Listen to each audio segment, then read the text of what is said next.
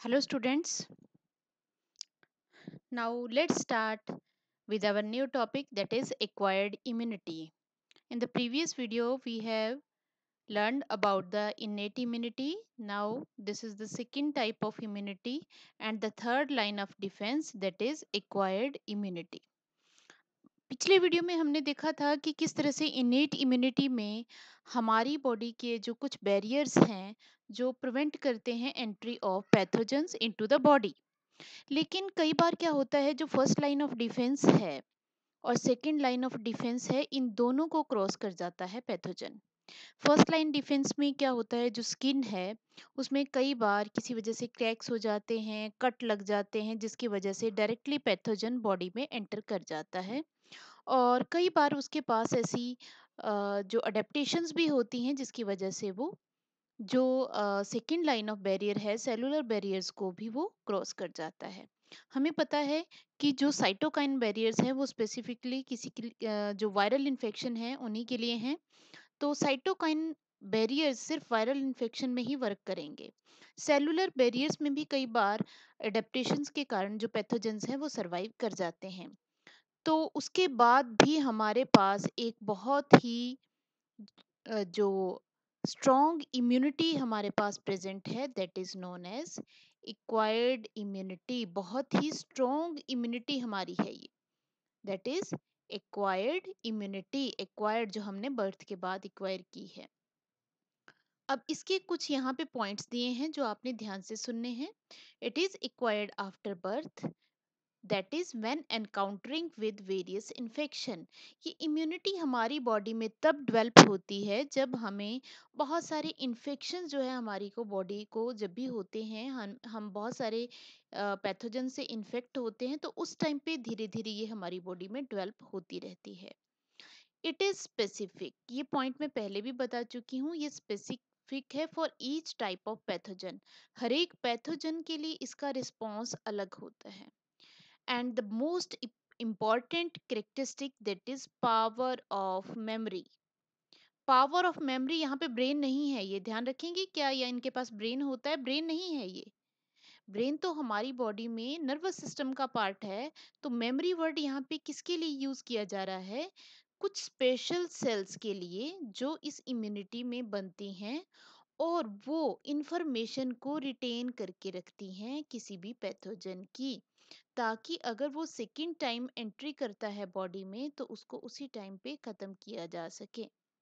आपको एग्जाम्पल देती हूँ, एक सिंपल सा एग्जाम्पल, कि हमारी जो बॉर्डर लाइन होती है, हमारा जो बॉर्डर एरिया होता है, उससे बहुत सारे पैथोजन जो सॉरी टेररिस्ट जो होते हैं वो एंटर करते रहते हैं, बहुत सारे टेररिस्ट एंटर करते हैं।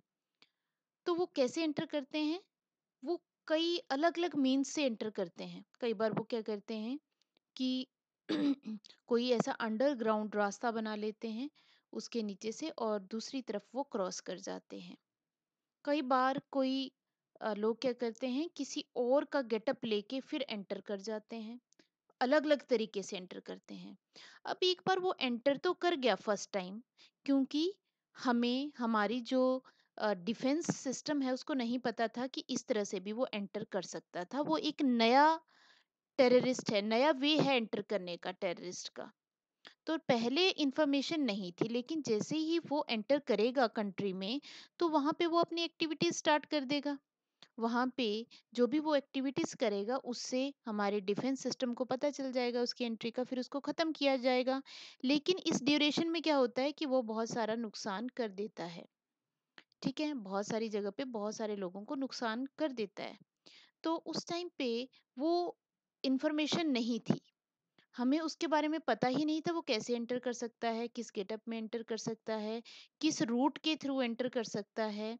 तो फर्स्ट टाइम में तो वो जो लॉस है वो होता है बहुत ज़्यादा, उसके बाद उसको कंट्रोल कर लिया जाता है।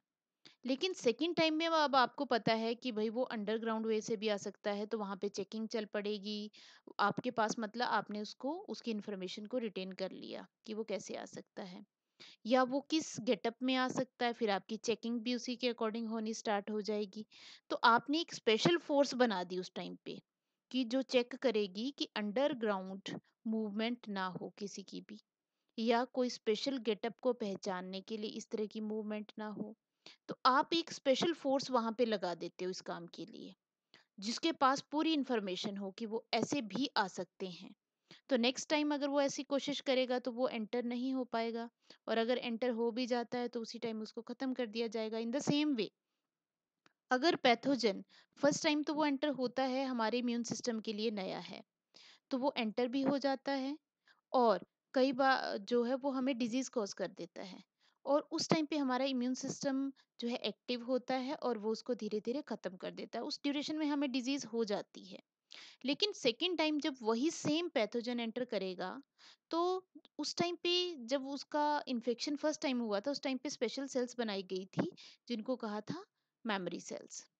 तो वो सेल्स अब नेक्स्ट एंट्री पे उसको एकदम से डिटेक्ट कर लेंगी और उसको उसी टाइम पे खत्म कर देंगी, हमें डिजीज नहीं होगी। अब बट डिपेंड करता है कि वो मेमोरी सेल्स जो बनती हैं उनका लाइफ स्पेन कितना होता है। कई बार कई डिजीजेस में, जैसे अब आप बात करें कॉमन कोल्ड की, तो आपको एक वीक बाद कोल्ड हो सकता है, क्योंकि उसकी जो मेमोरी सेल्स बनती हैं उनका लाइफ स्पेन जो है 1 वीक का ही होता है। उसके बाद आपको दोबारा से इन्फेक्शन हो सकता है। कई सारी ऐसी डिजीजेस हैं जिसमें मेमोरी सेल्स का लाइफ स्पेन 1 ईयर का होता है, कईयों में 2 ईयर का होता है, और कईयों में लाइफ टाइम का ही होता है। तो जिनका लाइफ टाइम का होगा तो वो डिजीज आपको दोबारा से नहीं होगी। तो ये तो था किस तरह से ये वर्क करता है। It has the capability to recognise, और इसकी एक और बड़ी कैपेबिलिटी है, it has the capability to recognise self from non self. आपकी बॉडी की सेल्स को दूसरी सेल्स से ये डिफरेंशिएट कर सकता है। कोई भी बॉडी में एंटर होगा तो इसको पता चल जाएगा ये फॉरेन है या सेल्फ है। तो ये जो जितनी भी सेल्स हैं उनको डिटेक्ट कर सकता है, whether they are of own body or others body। अब ये रिस्पॉन्ड कैसे करेगा, ये बहुत इंपॉर्टेंट है, ध्यान से सुनना है।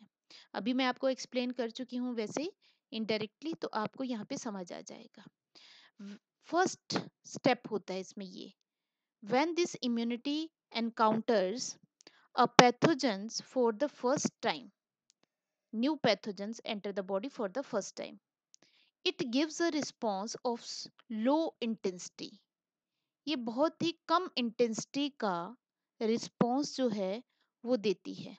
मतलब बहुत ही लो इंटेंसिटी का रिस्पॉन्स होता है, धीरे धीरे डिवीजन होती है, तो रिस्पॉन्स स्लो होता है या लो इंटेंसिटी का होता है। It means our acquired immunity take time to control and kill pathogen which leads to the formation of memory cells also. ये बहुत टाइम लेता है और उस टाइम पे मेमोरी सेल्स भी बना देता है, बट डिजीज अकर्स, क्योंकि इसने टाइम लिया तो डिजीज हो जाती है। Sorry, on first encounter, first encounter में डिजीज हो जाएगी। फर्स्ट रिस्पॉन्स, अब ये लाइन बहुत इंपॉर्टेंट है, first response to pathogen that is of low intensity is known as primary response. तो पहली बार जो रिस्पॉन्स दिया वो प्राइमरी रिस्पॉन्स था जो कि लो इंटेंसिटी का था। ठीक है, अब सेकेंड स्टेप में क्या होगा।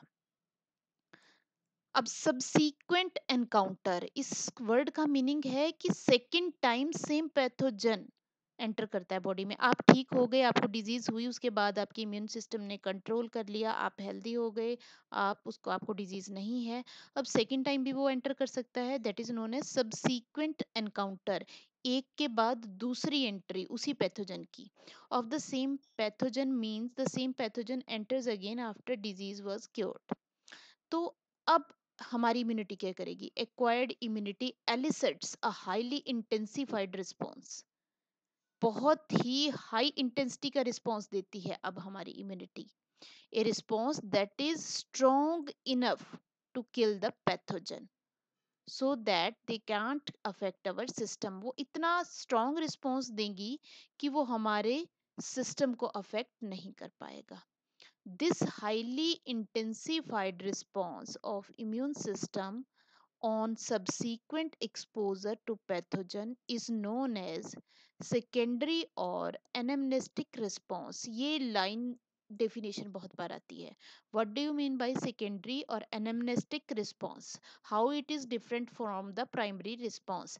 अब यहाँ पे ये सेकेंड रिस्पॉन्स बहुत ही ज़्यादा इंटेंसिफाइड क्यों होता है, क्योंकि मेमोरी सेल्स पहले से प्रेजेंट होती हैं, जैसे ही पैथोजन एंटर करता है ये उसको किल कर देती हैं और डिजीज नहीं होती है। ठीक है। अब लिम्फोसाइट्स की, बी लिम्फोसाइट्स जैसे पहले बता दिया, produce an army of proteins when come in contact with pathogen. जब ये पैथोजन के कांटेक्ट में आएंगी तो ये बहुत सारे प्रोटीन्स बना देंगी। These proteins are known as antibodies. अब एंटीबॉडी क्या है? Antibodies are special proteins formed by B plasma cells, और इन सेल्स को कहते हैं फैक्ट्री ऑफ एंटीबॉडीज। अब जो ये एंटीबॉडीज हैं, इनका स्ट्रक्चर किस तरह का है, मैं आपको एक डायग्राम के थ्रू दिखाती हूँ। ये आप देख रहे हैं यहाँ पे जो डायग्राम है, it is of antibody molecule. ये एक प्रोटीन है।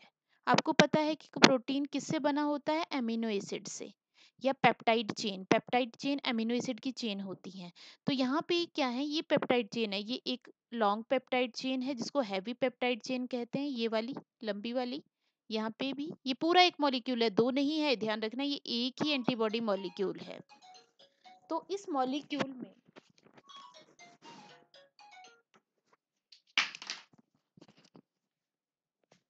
इस एंटीबॉडी मॉलिक्यूल में जो है दो तरह के चेन्स हमें देखने को मिलती हैं। कौन कौन सी हैं? अभी इसमें आप ध्यान से जो बॉन्ड्स हैं वो देखेंगे। ये दो चेन्स के बीच में बॉन्ड्स कहाँ कहाँ पे प्रेजेंट हैं, एक बार आप सभी ध्यान से देखेंगे।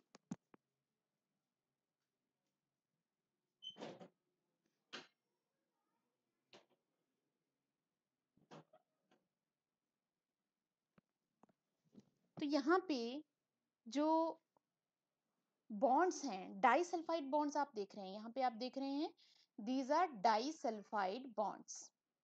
तो ये डाइसल्फाइड बॉन्ड्स कहाँ पे प्रेजेंट हैं? Present on the peptide chains. ये पेप्टाइड चेन्स के ऊपर प्रेजेंट है। यहाँ पे आप देख रहे हैं पेप्टाइड चेन के ऊपर। तो हर एक चेन के ऊपर दो, यहाँ पे एक ये डाइसल्फाइड बॉन्ड है, एक ये डाइसल्फाइड बॉन्ड है, एक यहाँ पे है। और इसका जो नीचे वाला स्ट्रक्चर है, यहाँ पे भी आप देख सकते हैं, एक ये है और एक ये है। ध्यान रखेंगे, इसका स्ट्रक्चर बिल्कुल आपको अच्छी तरह से आना चाहिए बनाना। ये एग्जाम्स में बहुत बार आता है आपको। और इसी तरह जो ये लाइट चेन है, ये छोटी वाली पेप्टाइड चेन है, इसको लाइट चेन कहा जाता है। इसके ऊपर भी एक बार ये डाइसल्फाइड बॉन्ड, एक बार ये disulphide bond. In the same way यहाँ पे अब ये जो हैवी वाली चेन्स है, ये भी आपस में जुड़ी हुई हैं बाय डाइसल्फाइड बॉन्ड। और जो लाइट वाली है वो हैवी से भी जुड़ी हुई है बाय डाइसल्फाइड बॉन्ड, यहाँ पे आप देख रहे हैं। तो ये आप 2-3 बार बनाएंगे तो आपको क्लियरली आ जाएगा कि इनको जो लाइट वाली हैं उनके ऊपर आपको दो डाइसल्फाइड जो है बॉन्ड बनाने हैं, और जो हैवी वाली है उनके ऊपर आप 4 बनाएंगे इनके स्ट्रक्चर के ऊपर। और ये आपस में भी ज्वाइंट है दो के थ्रू। तो ये आपने याद रखना है, दैट इज एंटीबॉडी मॉलिक्यूल। अब यहाँ पे आप एक कुछ स्पेशल स्ट्रक्चर देख रहे हैं। यहाँ पे हैवी और लाइट के जो ये पार्ट हैं, these are known as antigen binding site. जब भी ये किसी पैथोजन को खत्म करती हैं तो ये इस पॉइंट से इस जो पार्ट है यहाँ से उसके ऊपर बाइंड कर जाती हैं और उसको खत्म कर देती हैं, किल कर देती हैं। तो जब भी कोई नया पैथोजन आता है तो कई बार वो इन्हीं साइट के कांटेक्ट में आता है, और ये जिस सेल के ऊपर ये मॉलिक्यूल प्रेजेंट होंगे वो बिल्कुल एक्टिव हो जाती है। तो ये एंटीबॉडी मॉलिक्यूल का डायग्राम सभी याद रखेंगे। यहाँ पे two heavy chain, one two, two heavy chain and two light chain, इसलिए इसको H2L2 मॉलिक्यूल भी कहा जाता है, दिस एंटीबॉडी मॉलिक्यूल को। तो this was the antibody molecule. तो अब इसी के स्ट्रक्चर को आगे करते हैं। It has 4 peptide chains, 2 heavy peptide chains and 2 light peptide chains. These are joined by disulfide bonds, so known as H2L2. अब ये एंटीबॉडीज बेसिकली प्रोटीन्स हैं जिनको हम कहते हैं इम्यूनो आईजी। इनके नाम यहाँ पे आप देख सकते हैं।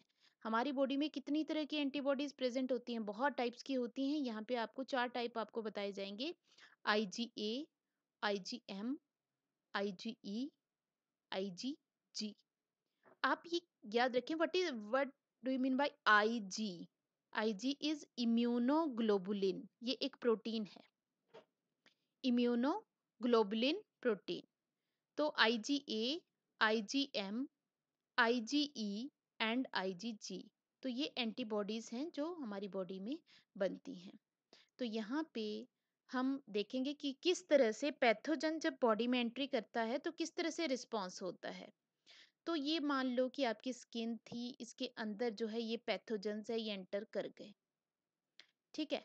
तो सबसे पहले जब एंटर करेंगे तो दो तरीके हो सकते हैं, आप ध्यान से देखेंगे इसमें। इस पूरे डायग्राम को दिखा देती हूँ आपको। तो एंटीजन ये आ रहा है, कोई पैथोजन है।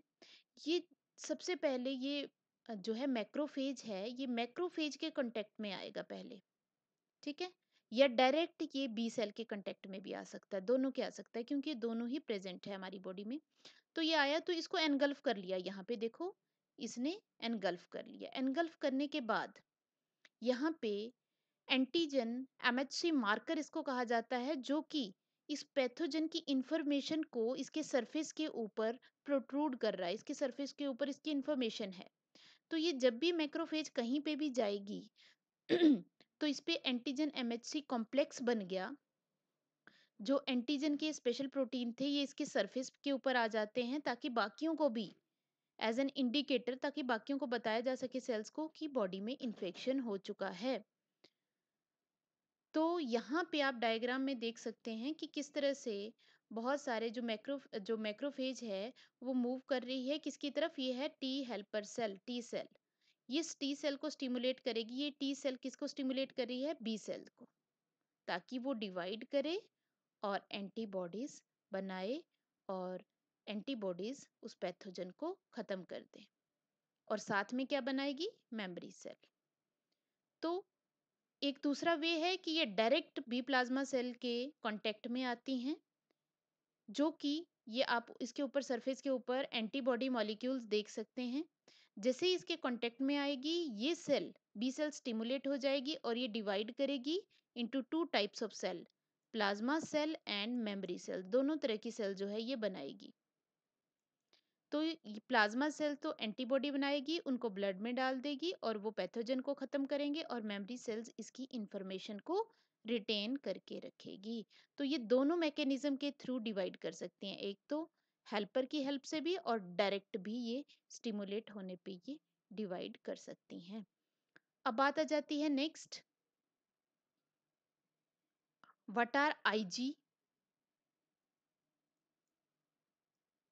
that are immunoglobulin. These antibodies are released by B plasma cells into the blood, which can take them to different parts of the body to clear the infection. इसीलिए इसको ह्यूमोरल इम्यून सिस्टम कहा जाता है। Exams में बहुत बार question आता है, what is humoral immune system. Humour बोला जाता है बॉडी फ्लूइड को। तो हमारी बॉडी का मेन फ्लूइड है ब्लड एंड लिम्फ। तो जो इन फ्लूइड्स के थ्रू वर्क करती है इम्यूनिटी, उसको ह्यूमोरल इम्यूनिटी कहा जाता है। क्योंकि इसमें जो बी सेल्स है वो खुद मूव नहीं करती हैं, वो एंटीबॉडीज बना देती हैं और एंटीबॉडीज को ब्लड में पास कर देती हैं, और वो ब्लड के थ्रू ही बाकी पार्ट्स में पहुंचते हैं। इसीलिए जो बी सेल्स की इम्यूनिटी है that is also known as humoral immunity. ये काफी बार क्वेश्चन आ चुका है प्रीवियस एग्जाम्स में। अब बात आ जाती है टी लिम्फोसाइट्स की। टी लिम्फोसाइट्स ये कौन सा सिस्टम बनाती है इम्यूनिटी का, cell mediated immunity.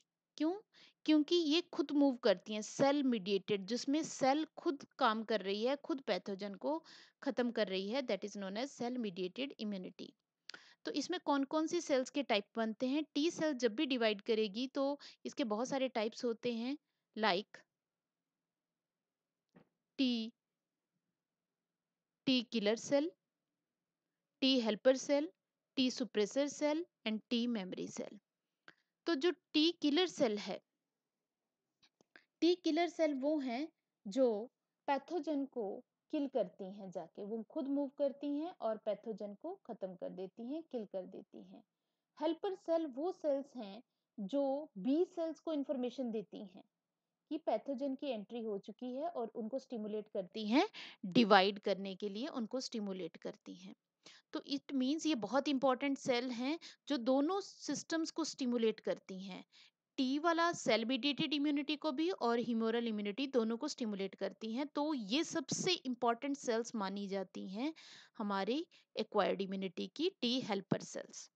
Now third one is T suppressor cell, जो कि हमारे इम्यून सिस्टम, अब मान लो कि पैथोजन खत्म हो गया तो जो इम्यून रिस्पॉन्स है उसको खत्म करना है, और ये इम्यून सिस्टम हमारी ही सेल्स को खत्म ना करे, तो उसके लिए टी सुप्रेसर सेल जो है होती हैं। And last one the important is T memory cell, जो कि मेमोरी रखती हैं पैथोजन की, और नेक्स्ट टाइम पे जब भी वो एंटर होगा तो उसको किल कर देती हैं। अब जो सेल मीडिएटेड इम्यूनिटी है, सेल मीडिएटेड इम्यूनिटी इसको इसलिए कहा जाता है, अभी बताया मैंने, कि in this T cells themselves kill the pathogens. ठीक है, ये स्पेशल प्रॉपर्टी है टी लिम्फोसाइट्स। अब इसके अलावा टी लिम्फोसाइट्स की एक और प्रॉपर्टी है, they have special ability that is to differentiate between self and non self. ये अपनी और अपनी बॉडी की और बाकी सेल्स में डिफरेंशिएट कर सकती हैं। Most often when some vital, अब यहाँ पे दिक्कत कहाँ पे आ रही है, अब कई बार होता है कि बहुत सारे जो ऑर्गन्स होते हैं किसी भी पर्सन के, अगर वो प्रॉपरली वर्क ना कर रहे हों और दे फेल टू फंक्शन, जैसे कि हार्ट है, आई है, लीवर है, किडनी है, ये प्रॉपरली वर्क ना कर रहे हों या बिल्कुल फंक्शनिंग नहीं कर रहे हों, तो उस टाइम पे डॉक्टर्स ऑप्शन देते हैं ट्रांसप्लांटेशन का। दूसरे पर्सन से वो ऑर्गन लिया जाता है ताकि वो पेशेंट जो है वो एक नॉर्मल लाइफ जो है लिव कर सके। तो लेकिन यहाँ पे दिक्कत आ जाती है ट्रांसप्लांटेशन की, क्योंकि यहाँ पे ट्रांसप्लांटेशन के लिए एक सुटेबल डोनर चाहिए होता है। सुटेबल का मतलब या तो वो कोई क्लोज रिलेटिव होना चाहिए और ट्विन ब्रदर सिस्टर्स में से कोई होना चाहिए। अब ऐसा क्यों है? It is because T lymphocyte, अब ये क्यों है, इसमें दिक्कत क्या आ रही है? इसमें दिक्कत ये आ रही है कि टी सेल्स जैसे ही उस पर्सन में ट्रांसप्लांट किया जाता है किसी ऑर्गन को, तो ये टी सेल्स एकदम से इमीडिएटली उसको डिटेक्ट कर लेती हैं एज ए फॉरेन मॉलिक्यूल और रिजेक्शन रिस्पॉन्स दे देती हैं, और उन टिश्यू सेल्स ऑर्गन्स और ग्राफ्ट जो भी लिया गया है उसके लिए एक रिजेक्शन रिस्पांस देती हैं, उस ऑर्गन को धीरे धीरे खत्म करना स्टार्ट कर देती हैं। तो इसी वजह से जब भी ट्रांसप्लांटेशन की जाती है तो उससे पहले की जाती है टिश्यू मैचिंग, या दोनों किए जाते हैं, ब्लड ग्रुप मैचिंग। इसके अलावा भी बहुत सारे टेस्ट परफॉर्म किए जाते हैं ताकि जो ये रिजेक्शन का रिस्पॉन्स हो ये कम से कम हो, क्योंकि ये तो इनकी नेचुरल टेंडेंसी होती है कि ये फॉरेन सेल्स को डिटेक्ट कर सकती हैं और उसको एज ए पैथोजन ही डिटेक्ट करती हैं ये। In addition to this the patient who has undergone transplantation, अब मान लो कि उस पर्सन को उसने टिश्यू मैचिंग भी करवा लिया, ब्लड ग्रुप मैचिंग भी करवा लिया, फिर और ट्रांसप्लांटेशन भी हो गया, फिर भी उसको पूरी लाइफ स्पेशल ड्रग्स लेनी पड़ती हैं जिनको कहते हैं इम्यूनो सुप्रेसेंट्स, जो इम्यून सिस्टम की वर्किंग को सुप्रेस करें, कम करें, ताकि, क्योंकि बिल्कुल भी हम इम्यून सिस्टम को या उन सेल्स को सुप्रेस नहीं कर सकते, कुछ ना कुछ रिस्पॉन्स चला ही रहता है, तो इनको थ्रू आउट जो है ये ड्रग्स लेनी पड़ती हैं ताकि इम्यून सिस्टम जो है रिजेक्ट ना कर पाए इस ऑर्गन को और प्रॉपरली फंक्शन करने दे। तो इसमें दिक्कत भी आती है क्योंकि अगर इम्यून सिस्टम सुप्रेस हो गया तो वो बाकी डिजीजेस से भी फाइट नहीं कर पाता है, तो उनमें डिजीजेस होने का खतरा बढ़ जाता है। तो ये आपने यहाँ पे याद रखना है। तो यहाँ पे एक डायग्राम सिंपल मैंने बनाया है आपके लिए ताकि आप इजीली समझ पाएं कि किस तरह से वर्किंग होती है जब पैथोजन आता है। तो यहाँ पे आप देख रहे हैं पैथोजन आया मैक्रोफेज के पास, उसने एनगल्फ कर दिया और उसने बाहर indicator molecule as a fragment, as a flag बाहर अपने सरफेस पे प्रोट्रूड कर दिए। अब ये किससे मिला? टी हेल्पर सेल से। टी हेल्पर सेल्स दोनों सिस्टम को स्टिमुलेट करेगी, बी वाला सिस्टम जिसको हम कहते हैं हिमोरल इम्यूनिटी, और टी वाला सिस्टम जिसे कहते हैं सेल मीडिएटेड इम्यूनिटी। अब बी सेल्स जैसे ही, या तो बी सेल डायरेक्ट जो है हेल्पर के कांटेक्ट में आएंगे या डायरेक्ट पैथोजन की, पैथोजन इंडिकेट किया गया, तो या तो टी हेल्पर सेल उसको स्टिमुलेट करती है या वो डायरेक्ट पैथोजन के कांटेक्ट में आई। जैसे वो कांटेक्ट में आई वो एकदम से डिवाइड करेगी और बी प्लाज्मा सेल्स और मेमोरी सेल्स की फॉर्मेशन कर देगी। बी प्लाज्मा सेल ये तो एंटीबॉडीज बनाएंगी और उनको ब्लड में पास कर देंगी, ठीक है, और ब्लड के थ्रू वो पैथोजन तक पूरी बॉडी में सर्कुलेट होंगे और पैथोजन को खत्म कर देंगे। और टी सेल्स में ये सारी सेल्स बनेंगी और जो टी किलर सेल्स हैं वो पैथोजन के पास जाएंगी अपने स्पेशल प्रोटीन्स की हेल्प से, जो एंजाइम्स हैं इनके पास कोई एंटीबॉडीज नहीं है, लेकिन एंजाइम्स की हेल्प से इसमें पोर क्रिएट कर देंगी और इस पैथोजेंस को किल कर देंगी। तो ये आपको यहाँ पे भी वही सेम आपको बता रखा है, बैक्टीरिया है, ये फेगोसाइटोसिस है, ये आपकी बी सेल्स है, ये पैथोजन के कांटेक्ट में आती है, डिवाइड कर जाएगी, डिवाइड करेगी तो ये डिवाइड करेगी तो मेमोरी सेल्स बनाएगी और बी सेल्स बनाएगी, बी सेल्स एंटीबॉडीज बनाएगी। इसके अलावा जो हेल्पर सेल्स है वो टी को भी स्टिमुलेट करेगी, T cells cytotoxic T cell जिनको नेचुरल किलर कहा वो बनाएंगी और मेमोरी सेल्स बनाएंगी और ये पैथोजन को किल कर देंगे। तो इन दिस वे हमने आज कंप्लीट किया एक्वायर्ड इम्यूनिटी और देखा ये बहुत ही अच्छी स्ट्रॉन्ग इम्यूनिटी होती है हमारी बॉडी की, जो वेरियस टाइप्स ऑफ पैथोजेंस को हमारी बॉडी में इन्फेक्शन करने से रोकती है। Thank you students.